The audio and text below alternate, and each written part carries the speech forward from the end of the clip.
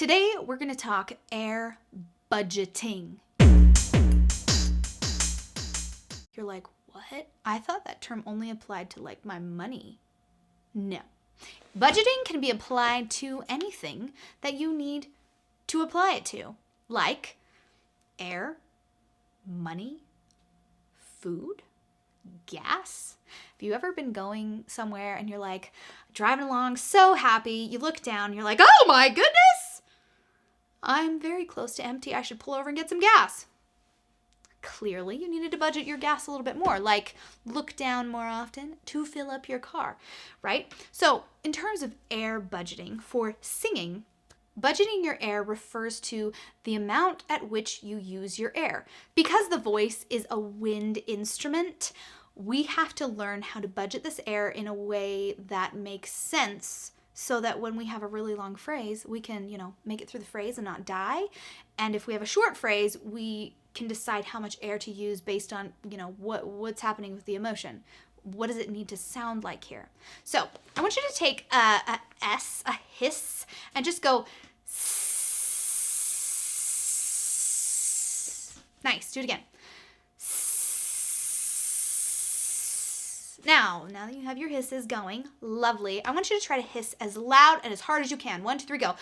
Swish, swish, swish, swish, and just like go for it, right? Okay, ready, go.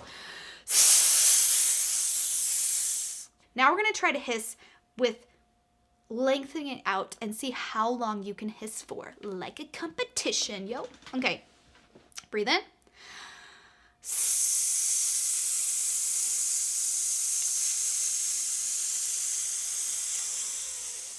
Not bad.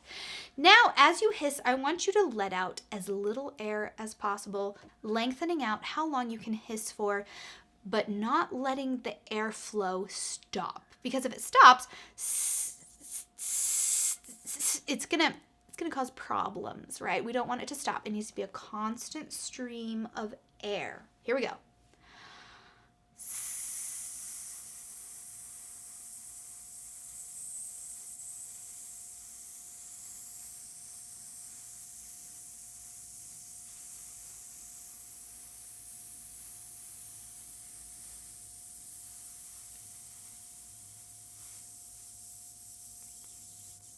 Okay, notice on that one, there wasn't a lot of velocity behind the air. It kind of just went on forever. I didn't stop the airflow. It had a constant stream, but it was a lot less like in your face hissing.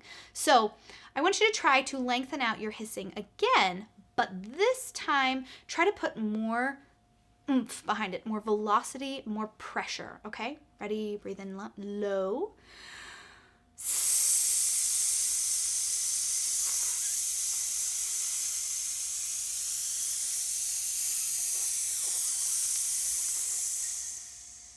Nice.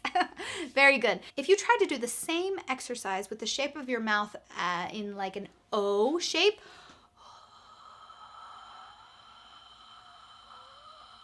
it's a lot harder to feel the pressure from your diaphragm from the lower part of your body out your mouth. So I love using an S to really hiss out the air, to feel what it feels like to push more air through, to try to slow it down and lengthen it out, to let out only a little bit at a time, and then to try to let out a lot of it at a time, and then to try to let out a medium amount of air at a time. This type of awareness with what's going on with the flow of the wind in your instrument will help you to, 1, be aware, and then 2, be able to make a different choice, right? If you're not aware of what your air is doing, how can you change what you're doing? You need to know, am I letting it all go at once, or am I just holding it in so tight that I'm not getting a good steady flow?